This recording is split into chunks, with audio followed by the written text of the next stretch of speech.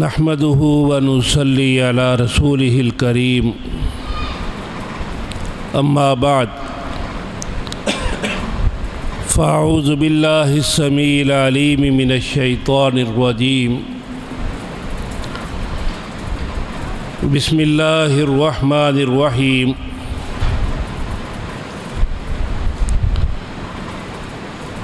یا ایھا الذین آمنوا اطیعوا اللہ واطیعوا الرسول ولا تبطلوا اعمالکم۔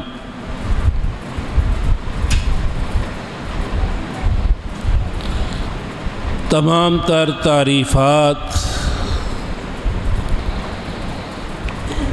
اللہ رب العالمین کے لیے ہیں،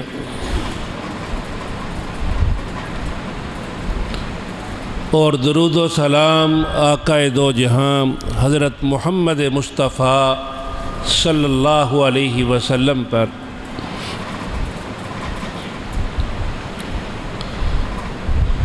جو کہ امام الانبیاء،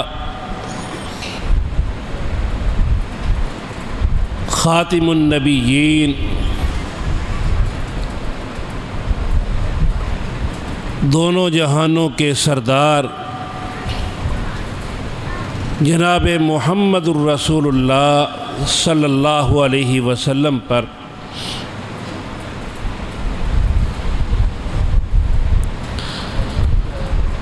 آپ صلی اللہ علیہ وسلم کی بعثت جس دور میں ہوئی،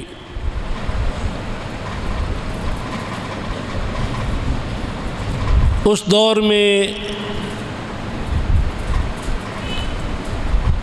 جاہلیت کی وجہ سے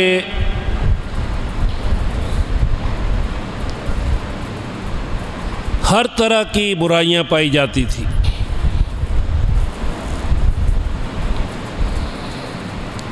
آپس میں لڑائیاں، جھگڑے، دنگا فساد، زناکاری، شراب نوشی،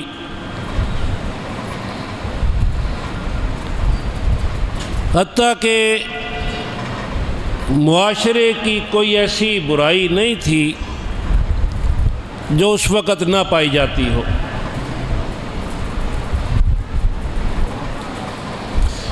شرک اس قدر عام ہو گیا تھا کہ انہوں نے بیت اللہ کے اندر 360 بت رکھ دیے تھے۔ وہ بیت اللہ جس کی دوبارہ بنیاد حضرت ابراہیم جیسے موحد پیغمبر نے رکھی،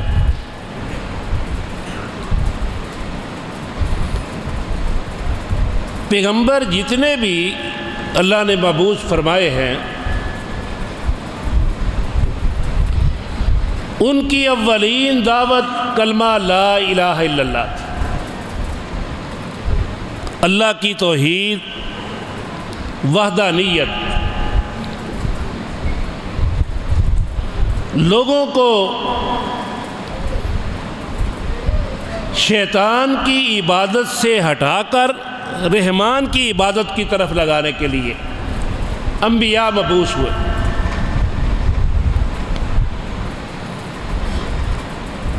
حضرت نوح کا دور 950 سال کی تبلیغ کا مقصد صرف اور صرف لوگوں کو توحید پر لانا تھا، کہ عبادت صرف اور صرف ایک اللہ کی، وہی وحدہ لا شریک ہے، وہی عبادت کا مستحق ہے، وہی پالنہار ہے، کلی اختیارات کی مالک ذات صرف اور صرف اللہ رب العالمین کی۔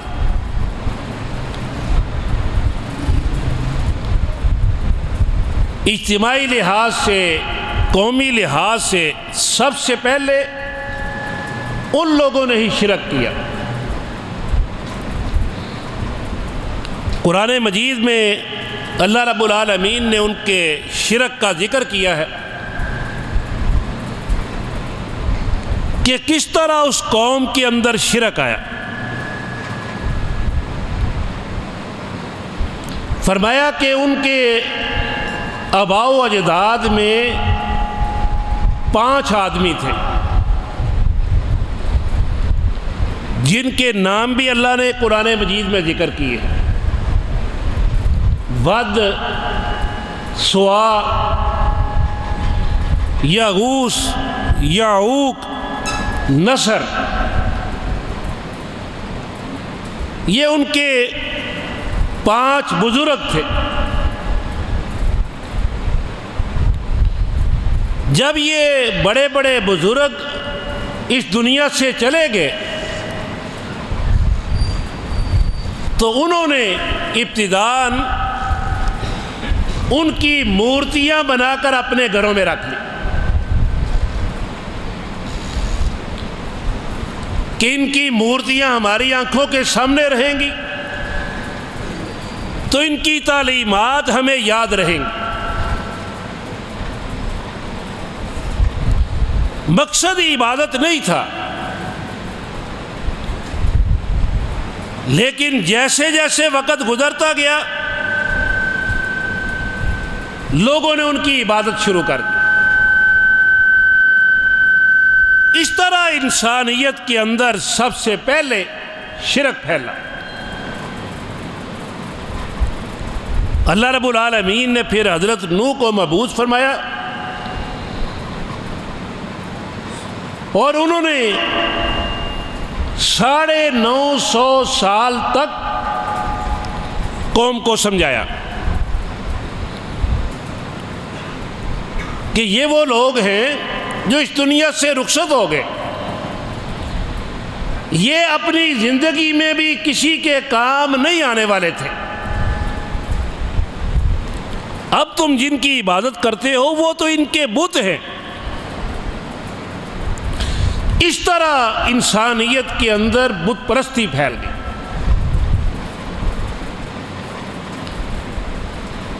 حضرت نوح صلی اللہ علیہ وسلم نے 950 سال کی جد و جہد کے بعد نتیجہ کیا تھا؟ تقریباً 80 آدمی، 100 سے کم لوگ توحید پر آئے، حضرت نوح کی دعوت کو قبول کیا، اور پھر حضرت نوح نے جب اندازہ لگا لیا کہ یہ قوم اصلاح کی طرف نہیں آنے والی،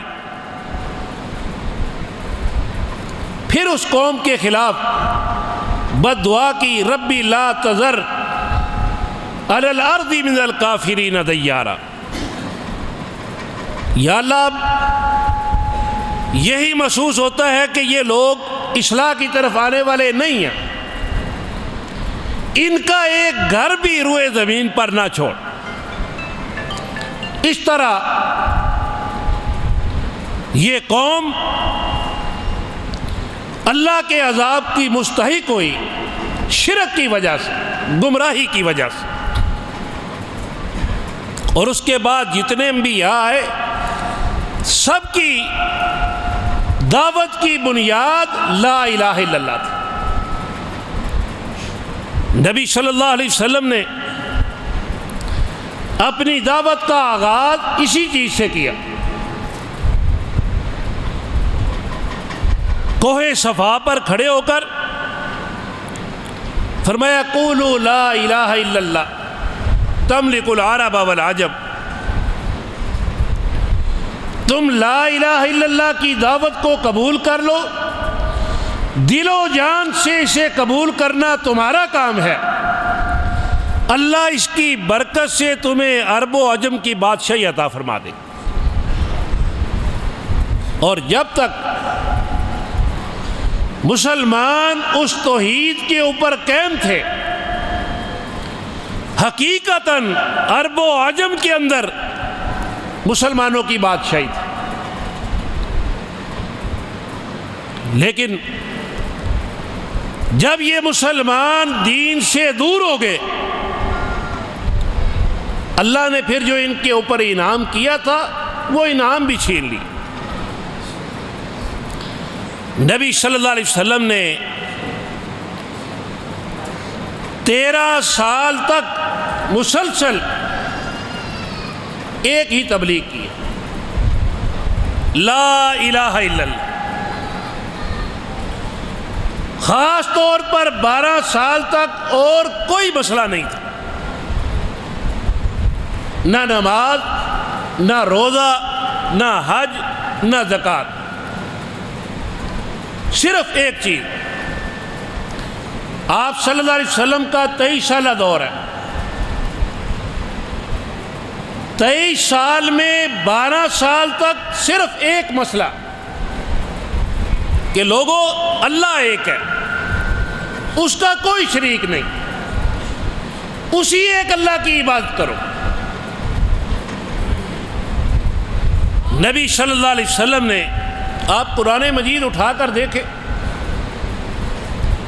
قرآن مجید کا کوئی صفحہ، کوئی سورت، کوئی رکوع تقریباً اس چیز سے خالی نہیں جس کے اندر اللہ رب العالمین نے اپنی توحید کا ذکر نہ کیا۔ اور قرآن مجید کیوں نازل ہوا؟ پوری انسانیت کی رہنمائی کے لیے۔ لیکن ہمارے ہاں ایک طبقہ ایسا پیدا ہوا جنہوں نے یہ سمجھ لیا کہ اگر لوگ قرآن مجید کے قریب ہو گئے، لوگوں نے قرآن مجید کا ترجمہ پڑھ لیا، پھر ہمارا جو ہے نا، ہماری دعوت نہیں چلے گی۔ پھر انہوں نے اتنا بڑا فتنہ کھڑا کیا، کہا کہ جو قرآن مجید کا ترجمہ کرے یہ اتنا بڑا جرم ہے کہ وہ واجب القتل ہے۔ وجہ کیا تھی؟ وہ چاہتے تھے کہ قرآن مجید میں اللہ کا جو پیغام انسانیت کے لیے ہے وہ لوگوں کو پتہ نہ چلے، کیونکہ اس میں تو توحید ہے، ایک اللہ کی پرستش، ایک اللہ کی عبادت کی بات ہے۔ شیخ محترم جناب علامہ غلام مصطفیٰ ظہیر امن پوری حفظہ اللہ ہمارے معزز مہمان، وہ تشریف لے آئے ہیں، ہم ان کو خوش آمدید کہتے ہیں۔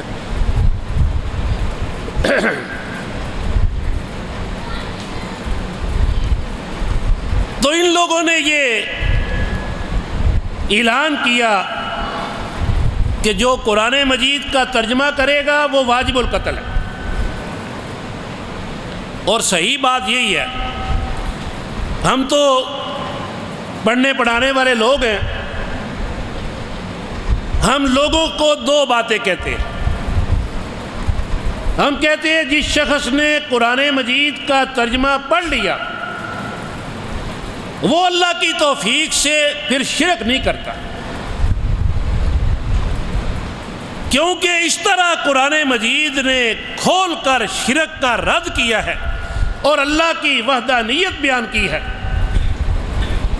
کہ جب آدمی قرآن مجید کا ترجمہ پڑھ لے پھر وہ شرک نہیں کرتا۔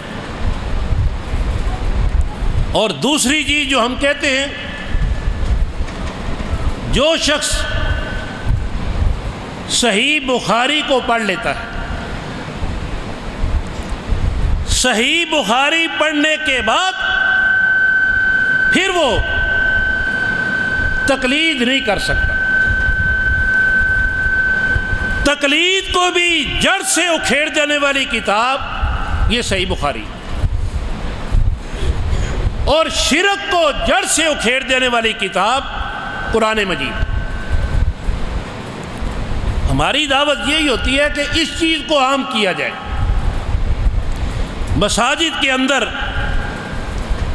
ترجمہ کلاسز ان کی ابتدا ہو، چھوٹے بڑے قرآن مجید کا ترجمہ پڑھے۔ بھائی اس کو ٹھیک کرے نا، یہ کیا ہے؟ اسپیکر پاس تو ایک آدمی بٹھائے نا.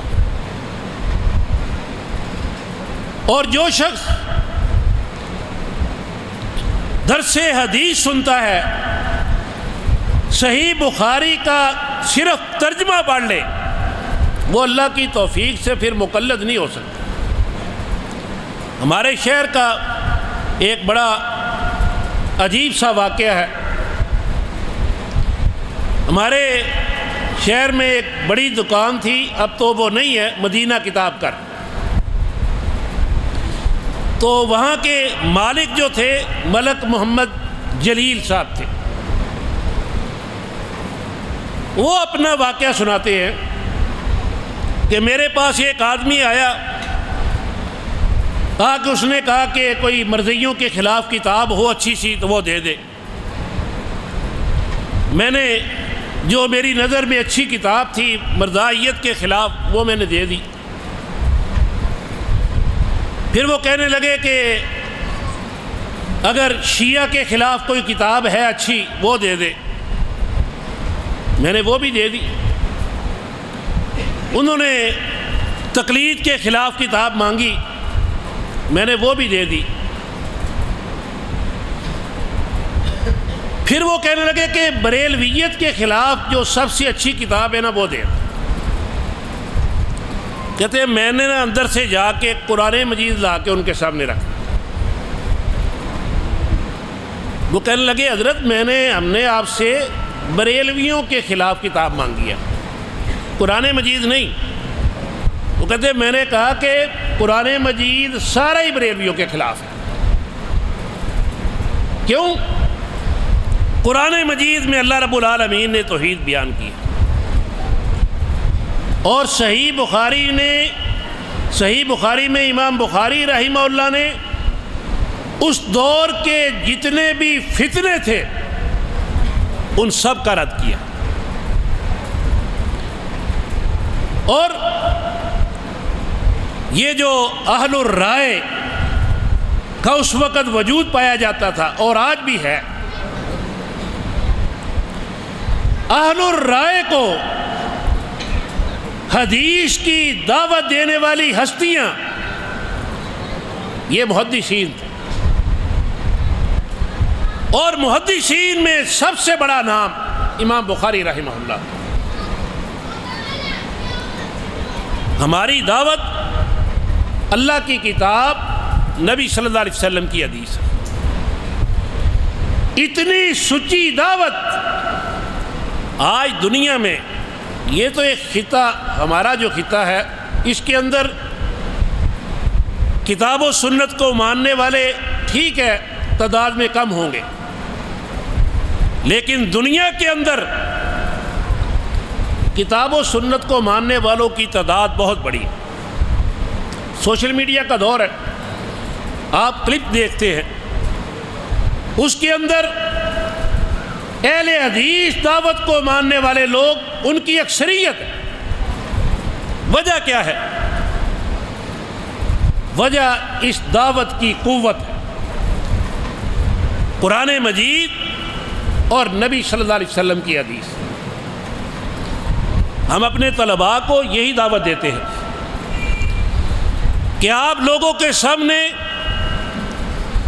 کوئی مسئلہ بیان کرے تو اللہ کی کتاب قرآن مجید سے یا نبی صلی اللہ علیہ وسلم کی حدیث.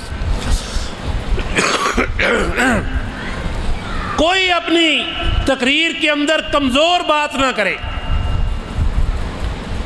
صحیح ترین حدیث لوگوں کے سامنے رکھے، چاہے فضائل اعمال میں ہی کیوں نہ ہو. ضعیف حدیث لوگوں کے سامنے نہیں آنی چاہیے، کیونکہ نبی صلی اللہ علیہ وسلم کا فرمان ہے من کذب علی متعمدا فلیتبوأ مقعدہ من النار. چاہے فضائل اعمال ہی کیوں نہ ہو، ایک بات اگر اللہ کے رسول نے نہیں فرمائی تو کوئی کہہ دے کہ یہ اللہ کے رسول کی حدیث ہے تو یہ نبی صلی اللہ علیہ وسلم پر تو جھوٹ ہے، بہتان ہے. اس جرم کے اندر شریک نہیں ہونا چاہیے. یہ کتاب و سنت کی خالص دعوت ہے.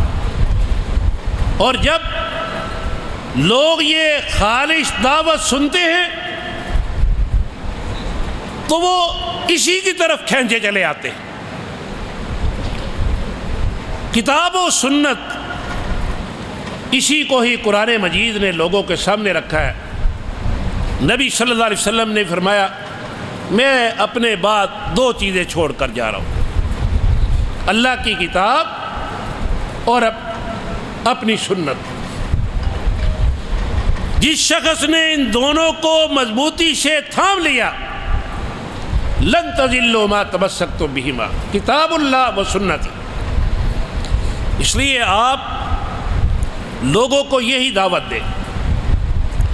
ہمارے پروگرام، کانفرنسز، جلسے، دروس، ان کا مقصد صرف ایک ہوتا ہے کہ ہم لوگوں تک یہ بات پہنچائیں کہ اصل شریعت، اصل دین اللہ کی کتاب، نبی صلی اللہ علیہ وسلم کی حدیث۔ یہی ہم اپنے مدارس کے اندر، آپ کے علاقے میں، بلکہ پاکستان کے بڑے مدارس میں ہمارا جامعہ محمدیہ ہے، اور اللہ کی توفیق سے اس گاؤں کے اندر جو توحید کا کام ہوا ہے، مسلک اہل حدیث کا کام ہوا ہے، یہ جامعہ محمدیہ کا صدقہ جاریہ۔ ہمارے والد محترم شیخ الحدیث مولانا محمد عبداللہ رحمہ اللہ، انہوں نے ہمارے استاد محترم جناب قاری منظور احمد صاحب کو یہاں بھیجا تھا، بالکل نوجوان تھے، اور انہوں نے اپنی زندگی کے آخری لمحات تک اسی گاؤں کے اندر کام کیا، اللہ کی توحید کا کام کیا، اتباع سنت کا کام کیا۔ اور آج بھی اس مسجد کے خطیب جو ہیں انصر محمود صاحب، یہ بھی ہمارے جامعہ کے فارغ التحصیل ہے، اسی جامعہ کا فائد ہے۔ استاد محترم مرحوم مولانا منظور احمد صاحب ہمارے استاد بھی تھے، ہم نے ان سے پڑھا ہے، ان کا لگایا ہوا یہ پودا ہے، اللہ کی توفیق سے یہ ایک بہت بڑا درخت بن چکا ہے، پھلدار درخت۔ یہاں بچے قرآن مجید حفظ کر رہے ہیں، انصر محمود صاحب سے ترجمہ پڑھ رہے ہیں، وہ صبح و شام درس قرآن دیتے ہیں، اور اللہ کی توفیق سے خالص اللہ کا دین، کتاب اللہ، سنت رسول پیش کرتے ہیں۔